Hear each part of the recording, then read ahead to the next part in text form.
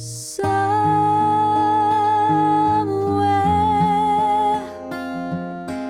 over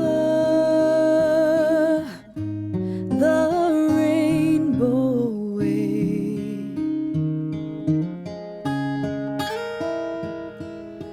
up high there,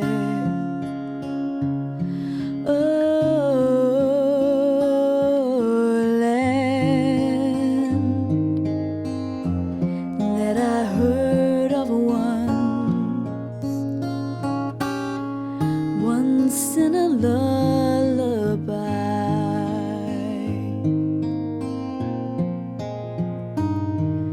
Somewhere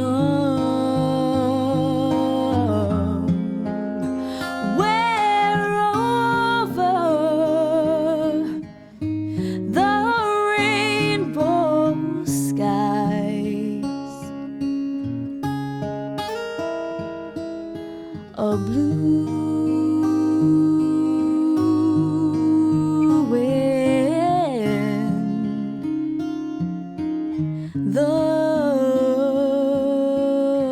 dreams that you dared to dream really do come true. Someday I'll wish upon a star and wake up with the clouds of far behind me.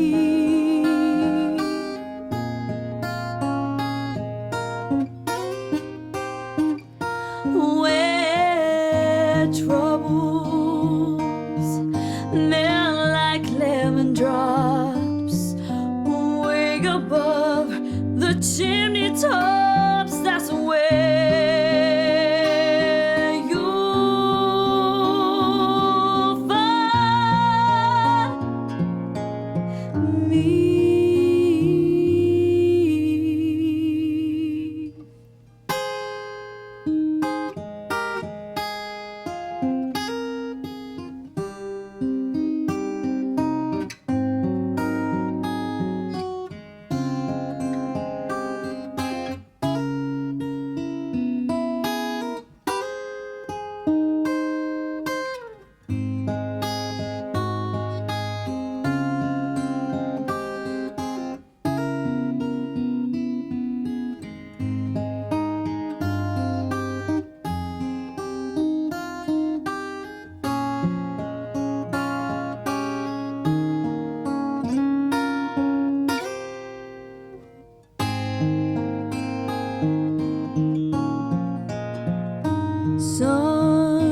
Someday I'll wish upon a star and wake up with the clouds of far behind me.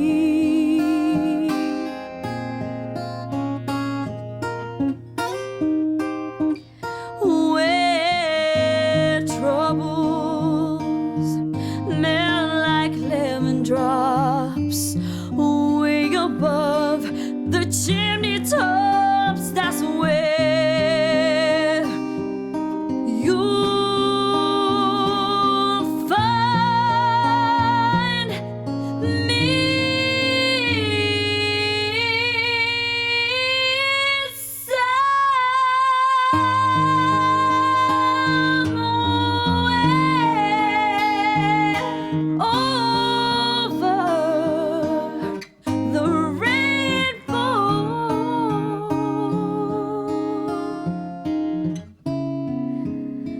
Skies are blue and the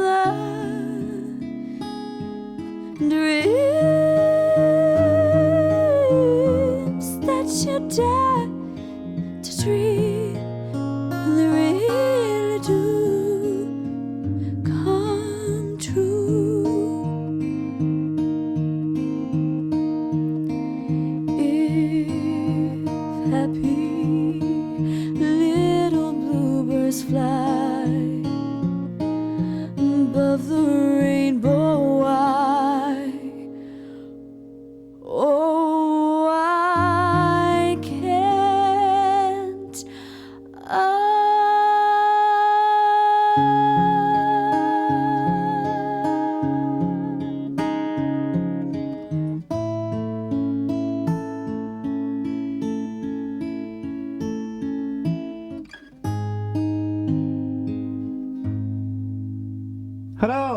welcome to this first step of playing Over the Rainbow. This is gonna be about Eva Cassidy's acoustic version of this song. I've used basically that famous live version where she sits in a pub or in a club and plays it on her own, and she's made this song her own, which is quite an achievement. This is the one that launched her to the world, and no wonder, it's incredible. It's so good. This is actually the best song in the world. I don't know if you knew that. It was voted the best song in the world. I think it still applies. I can't think of any song that would be better since then. Since the year 2000. I don't think you can either. There was a lot more great songs written in the last century, in my opinion. So I think it still stands. It's still the best song in the world. And one acoustic guitar arrangement and one singer. This is probably up there as well with one of the best ever. So what we're going to do is we're going to learn exactly note for note what she played on that one night when they recorded it. It was kind of improvised, or it wasn't, at least it wasn't perfectly memorized. She keeps varying lots of things in this arrangement. That's why I'm saying it's not, she couldn't play that again basically, but we're gonna learn how to play it exactly note for note what she did, and that's gonna be quite a journey. It took me 3 weeks to work it out basically. Every time I thought I got it, I played it back slowly, you know. I put it in my DAW, I slow it down, I loop it like verse for verse and bar for bar sometimes. And every time I was like, oh, I got it, and I go back and I'm like, oh no, it's that string, it's that note actually, it's this actually. And because it's very difficult to tell, because it was a live recording. There's a piezo pickup in her guitar that they plugged in, and you know, it's not sonically the best recording in the world, that is a definite. And it's mono. So when she's singing at the same time, it's really difficult to work out what she's doing. But I persevered. It took me weeks. Hours and hours every day for weeks. And I think I got it. So what we're going to do in the end here is we're going to look at exactly what she played. And she's made this song her own so well. It's just incredible. But before we get to that, let's take a look at the basic structure of this song. So I think that's important to understand it, you know, to see how she could come to the conclusion of how it's so intricate. So let's start with the Itsy Bitsy Spider version of Over the Rainbow. Key of G, although that's a lie, isn't it? Because there's a capo there, so it's actually A flat. But it would be madness to think in A flat and, you know, look at your hand and see a G. So we think in G. That's our major scale.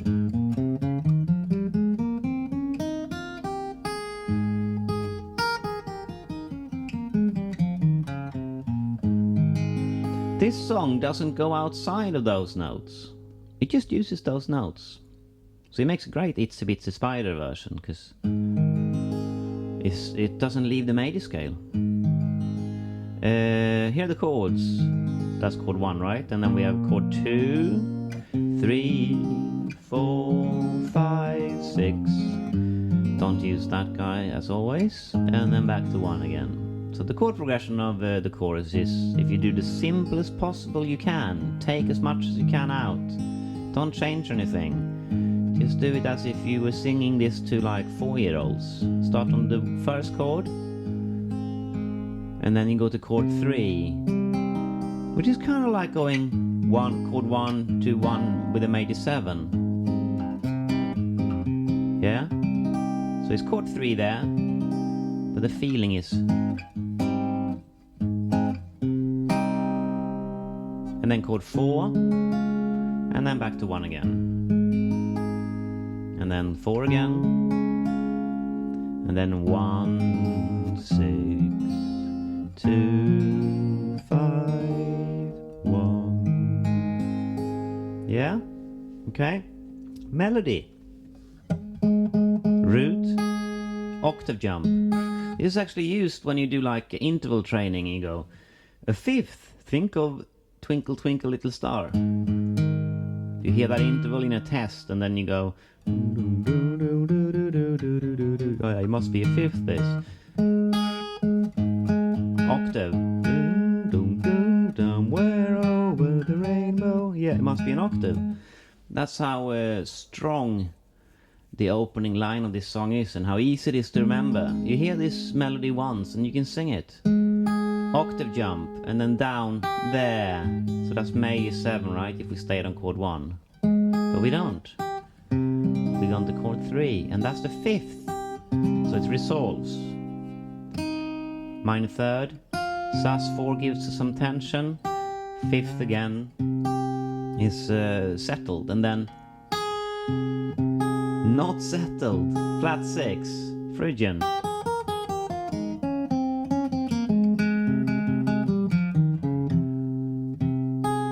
Loads of tension, and then to chord 4. That's the 5th of chord 4, and then the 3rd. Super melodic then. Using the 2 strongest melodic notes of that chord, and then 5th of that chord 1 again. So resolved. And then back to chord 4. 5th to the root. Remember that's important. And then the 3rd of that 1 chord, the root, the 2, and then when we go back to that 3rd, we switch to E minor, and that's the 5th of E minor. Tension there, because it's a flat 6. But we resolve because we go to A minor.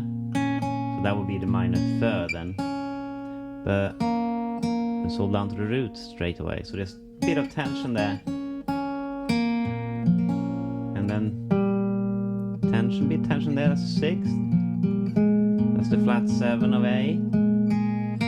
And then the 5th of the 5 chord. The 6th of the 5 chord. And then the root of the G. So there's built-in tension there in relation to those chords.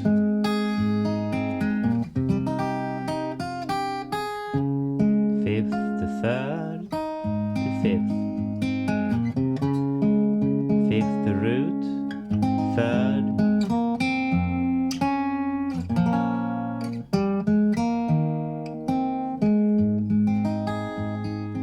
Yeah, that would be the Itsy Bitsy Spider Kids version. Let's just do a simple guitar part. And then play that melody over it, so you can hear it in context. Here we go.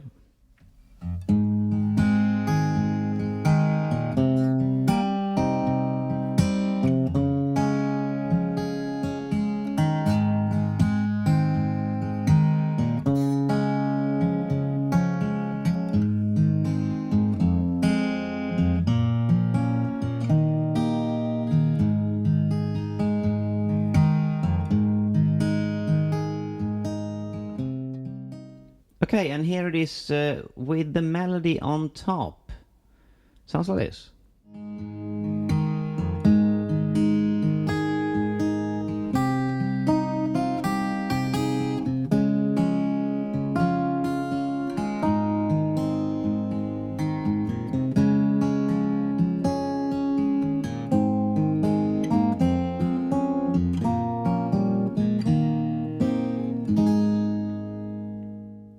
Alright, so that was the kids version. Let's see what they do when they play this a bit more jazzy, so more like the original Judy Garland version. Here's the first chord here. Instead of playing a G, we do a G major 7. And instead of just staying on that, we'll go to an E minor, chord 6. And that's really interesting. Because remember, the intervals here were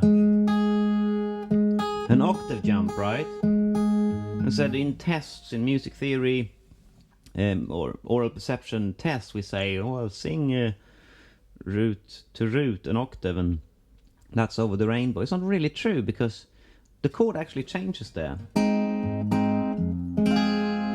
And now that note is the minor third of this chord. It's the saddest one. It's Aeolian.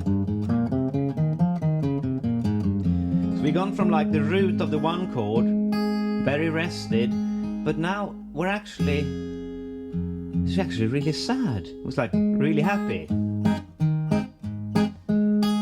But the chord has changed, so really happy. Oh shit. It was actually really sad. So there's that twist in songwriting, so important. And then B minus 7 instead. And then C major 7. And you remember that was the fifth to the root. But instead of just staying there, that root there, if we play C diminished, the C sharp rather, diminished 7, that note is still in that chord, so we go, and it still works with the melody. Major 7, and then we're going to a C here, right, which is chord 4. So if we, instead of playing major 7, we change that to dominant 7, then we want to go more to chord 4, just because of that note there. Instead of being there, major 7, if we put a dominant 7, it wants to go to that third of the C more. So we go major 7, dominant 7, and C. And then we go to C minor. Okay, so let's go back here. Before we were playing C, 5th to the major 3rd. And we could change that to C sharp diminished 7. Now the melody from the 5th to the root. So the chord, instead of being that one, play a minor. It's the best part of the whole song. And we get this note here wants to go to the 5th of the one chord. It's genius.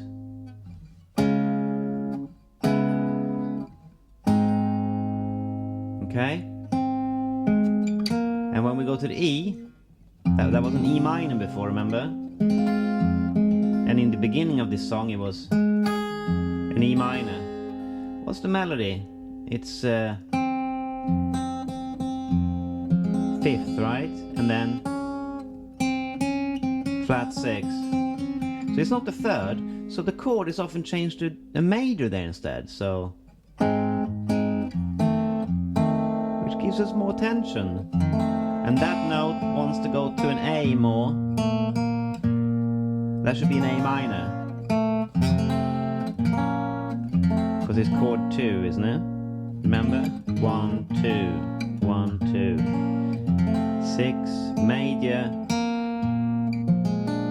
It's actually they turned that into a dominant 7 as well. So we go G, major, major. So it's a 2x chord. So 6x to 2x. And then 5, dominant 7 as well. And then the 1 chord again. So the whole thing will be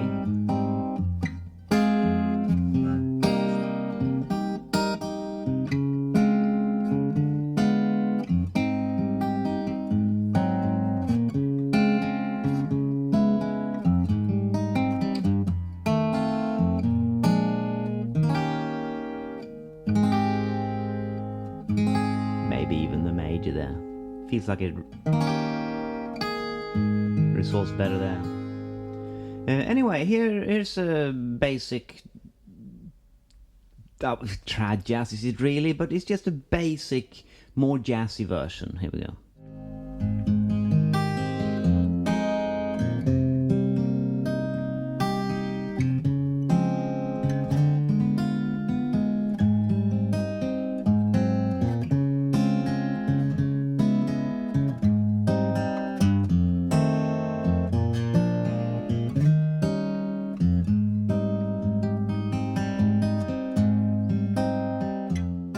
And let's hear the melody on top of that, so we can hear what it feels like. It's slightly different to the Itsy Bitsy Spider, right? So let's hear that.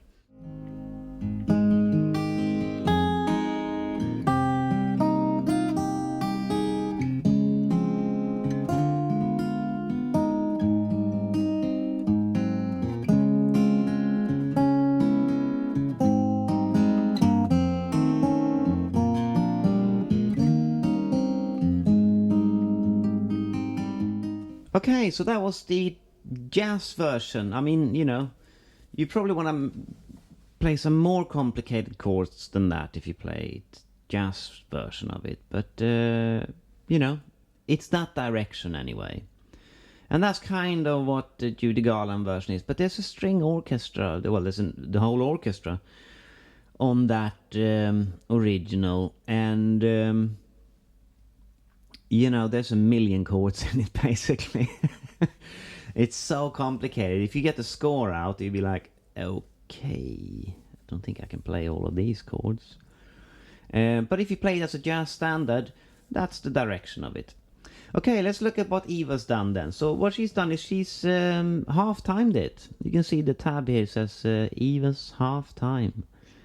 And so every chord that was before... half a bar is now a bar.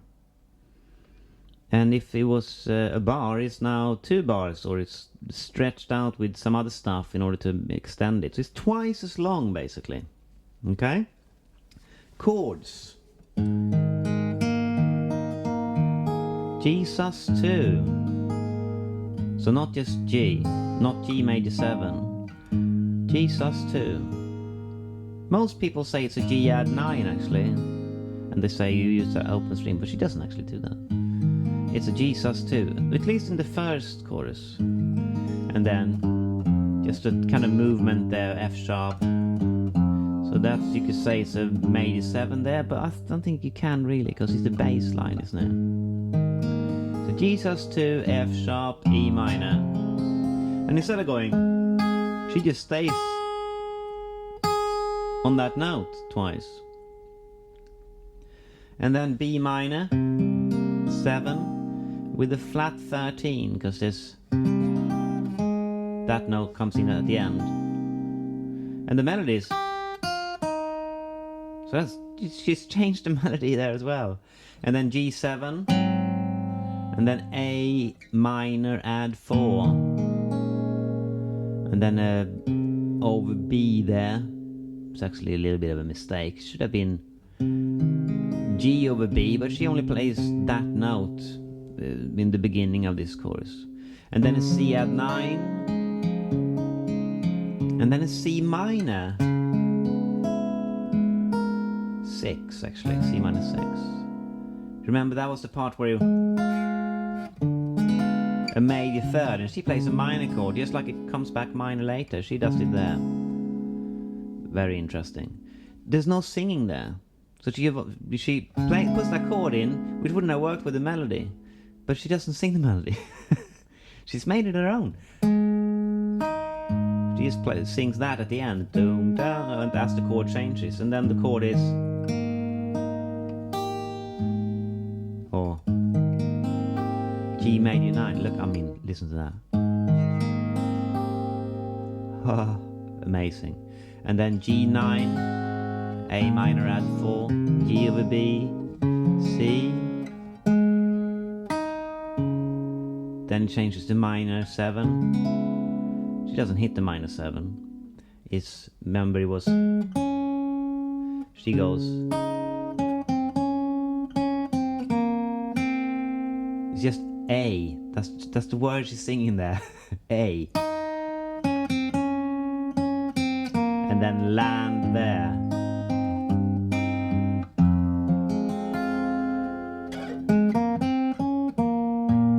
A minor 13, D7 sus4, D over F sharp, not D7, D over F sharp, and then that G add 9, and then A7 omit 3, so not minor, not major, just ignore the third. Okay, we'll get to exactly how to play this in a bit, don't worry. Okay, let's hear that melody, the way she phrases this melody. But to that guitar part, because it's so slow, it's hard to tell what's going on. So here it is.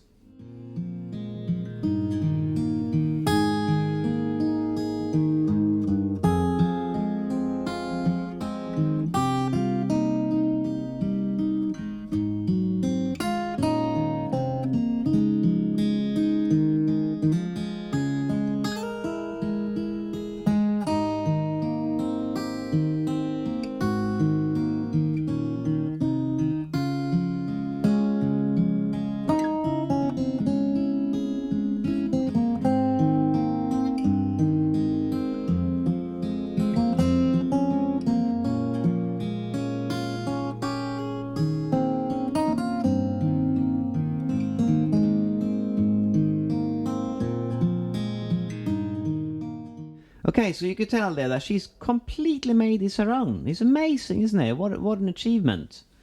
And it's great when she plays it live on that. Thank God they captured it, you know. When she does this, when they recorded an album version of it, it's not as good. It's nowhere near as good. She speeds up and slows down in the live version. It's so emotional and it's so pure and so beautiful, even though that guitar sound is horrific.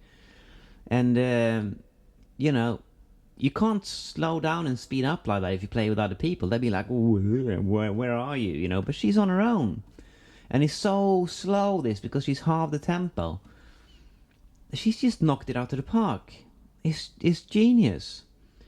So what we're gonna do, I mean, we could go on and on about here how to phrase, and we could improvise over this chord progression, and how have different people played it, and it's a treasure. This song is a treasure. And the more you look into it, the more you learn. It's incredible. But in order to get somewhere with the guitar, you have to focus on something and do something properly. You can't just be all over the place, you know. So let's just learn what she played, note for note. We're not going to worry too much about this hand, because she's not a professional guitar player, you know. No one's going to call Eva Cassidy up to record for them. She's an artist, and what she's done here is remarkable. And if we want to become great guitar players, we should look at things that are remarkable, and here's one. So let's learn how to play exactly how she plays it. We'll do chorus 1 today, and in the next step we'll do chorus 2 and 3. So here we go. Here's how she plays chorus 1. Okay, we got a G sus2.